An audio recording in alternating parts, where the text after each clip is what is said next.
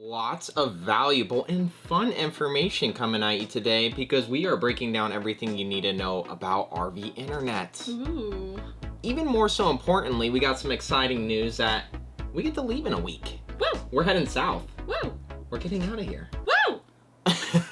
And it's so amazing to say that we're finally ditching the winter weather after living in it for a couple months. Getting closer to warmer weather. That means we're going to start seeing a lot more people out on the road. That's so exciting. And we thought, what better opportunity to talk about internet than now? Because we're hooked up to a beautiful place with amazingly fast internet.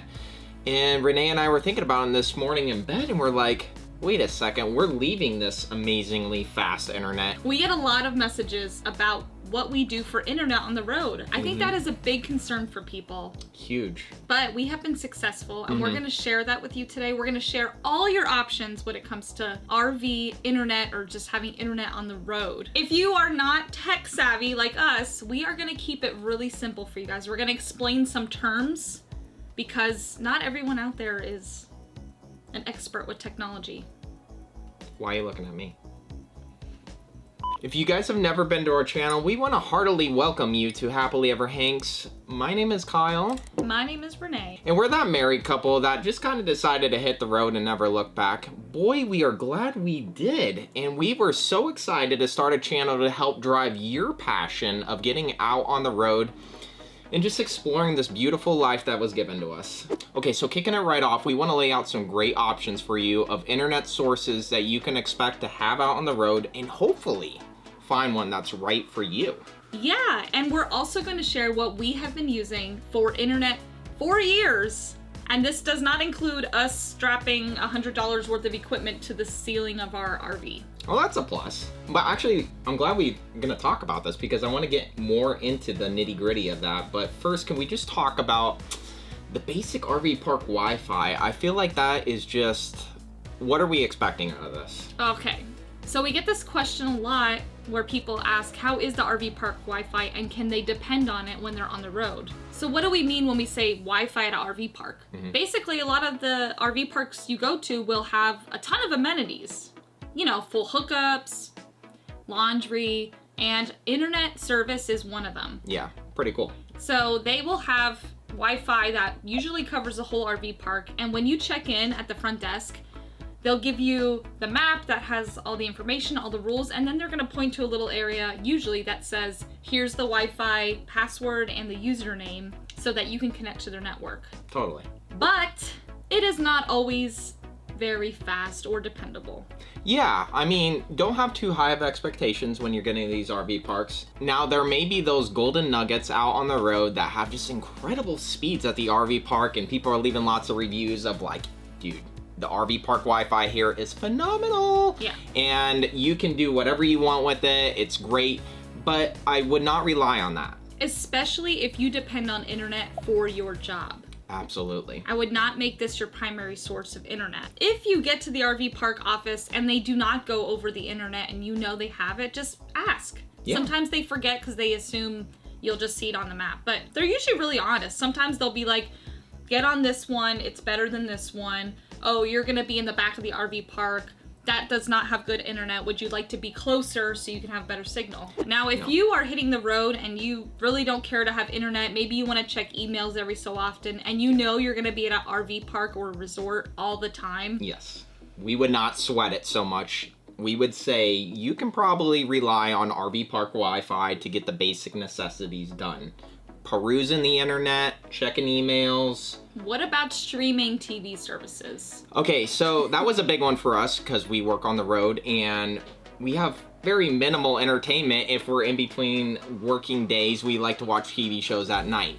I would not wholeheartedly rely on the RV park Wi-Fi to fulfill those needs of the streaming services. Yeah, it's not. I mean, it's very rare that an RV park Wi-Fi is going to be able to play your TV show without any buffering or glitches or whatever. You're going to be beating your head against the RV walls for quite some time coming.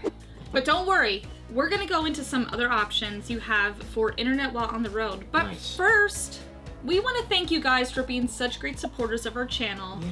We have been able to grow so fast and have so many awesome supporters out there. Yeah. And if you want to join our Happily Ever Hanks family, don't forget to hit the subscribe button below, because then YouTube will give you more of our content, and we just love to have everybody join along. And make sure, if you do hit the subscribe button, that you throw a comment below and introduce yourself to us. You guys have shown us such incredible support, and without each and every one of you, honestly, we just wouldn't be able to bring these things to your front door. So continuing on the topic of RV parks not always having the most reliable Wi-Fi sources for your needs, we want to touch base on some cellular plans that you can maybe take advantage of while on the road. So what we're talking about is a cellular data plan.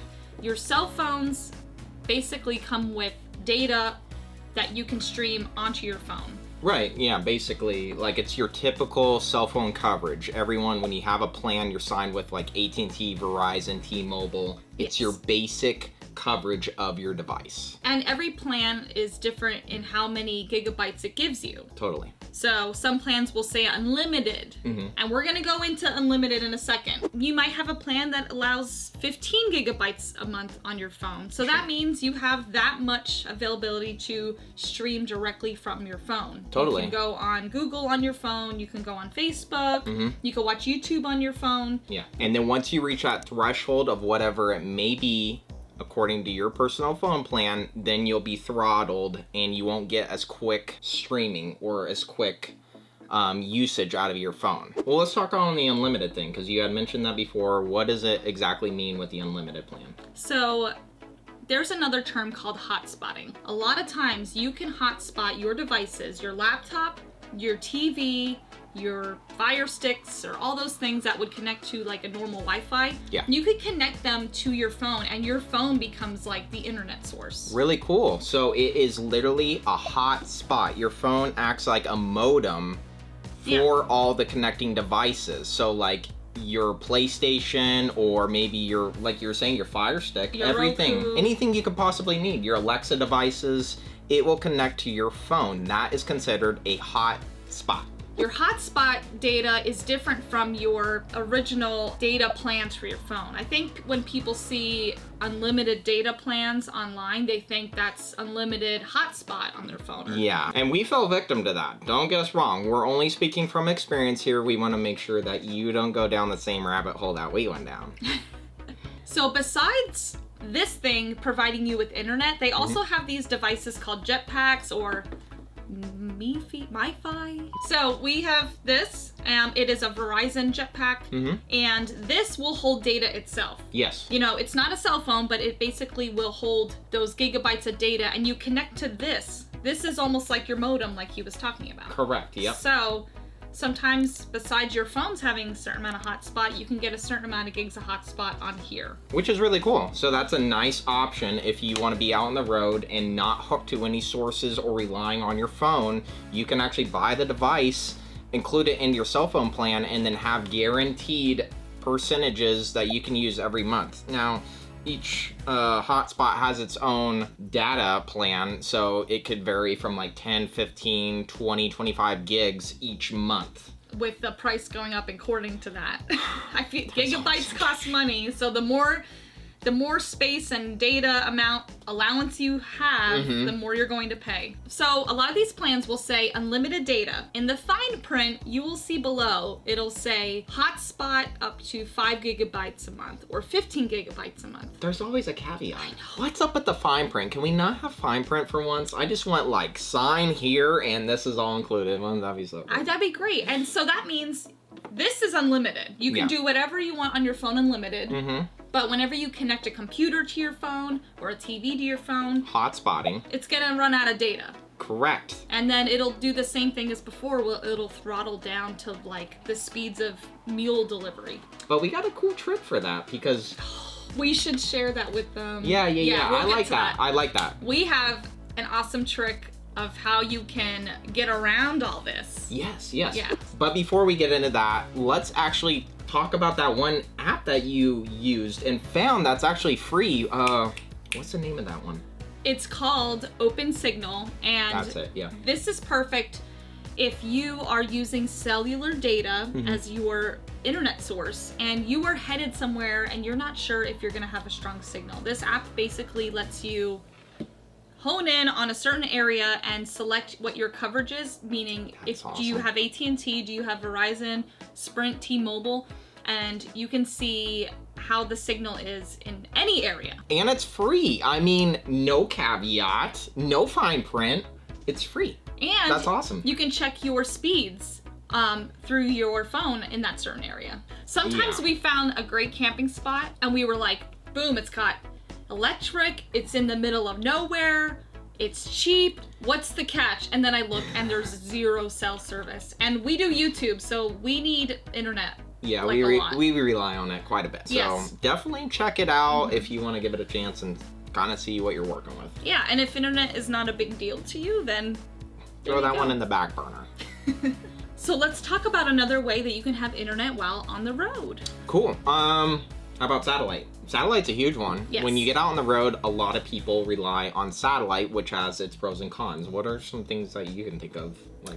So from what I've read, it sounds like having satellite for your internet can be good or bad depending on what type of RVing you're doing.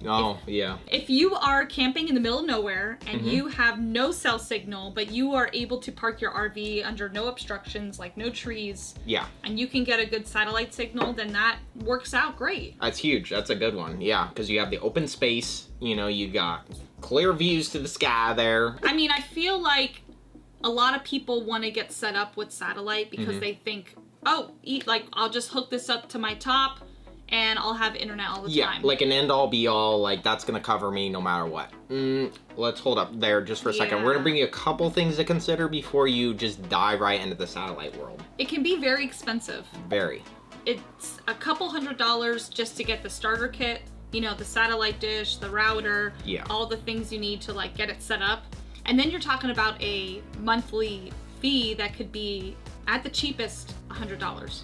Yeah, that adds up quickly. And not to mention, you have to power the satellite as well. So it has to have a constant power source and continually be able to dish out that signal for you. You also need to hook this up every time you park. So it's not like you can quick pull over and then get on your laptop. You have to set all that up. Totally. So if you plan on boondocking in the desert and you got the max solar setup and you're gonna be there for a month. Yeah. No cell signal, but then get it up, set it up. Awesome. That's probably ideal for you. If you are using satellite too, let us know how it's been working out for you out on the road. Is it worthwhile investing in if you're doing more boondocking? I mean, personally, we don't boondock a lot. We boondock maybe a maximum of 1-2 nights, we dibble dabble in the Walmart parking lot, so we'll go out in the desert once in a while. We want to get into it, so please let us know if you do use satellite. Is it reliable for you? I have also heard some people say that when they do get a signal that it is not very good. Oh, yeah. Depends. Some people say they get really fast signal, but sometimes people say you get slower speeds than what your cell phone would give you for data. So that's just it's not a situation where once you have satellite that you're going to have ultra fast speeds. It's right. It just depends. Makes sense, yeah. It is not your solution to all, like you were saying. It sounds like there is a lot taking off when it comes to satellite internet. I don't know if you guys have heard of Starlink through SpaceX. Do you want to touch on That's this a little the more? new hot topic online. Everyone is raving about Starlink. Don't get me wrong, I'm progressive with these things. Big Elon Musk fan, there's a lot of good things coming. Now, take it with a grain of salt, because when new things come out and they're usually too good to be true, usually there's a caveat like we're explaining that, okay, it's not the answer to everything. And touching on what we already talked about with the satellite, we want to bring to your attention with this new Starlink program. Really expensive to get into. I mean, I think it's $300 plus to get the package, the starter. $600. I think.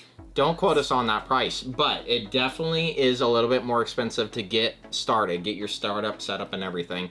And then also, they only have so many satellites up right now. They're working constantly every day to get more and more satellites. So that means only certain amounts of coverage throughout the states or wherever you are in this world.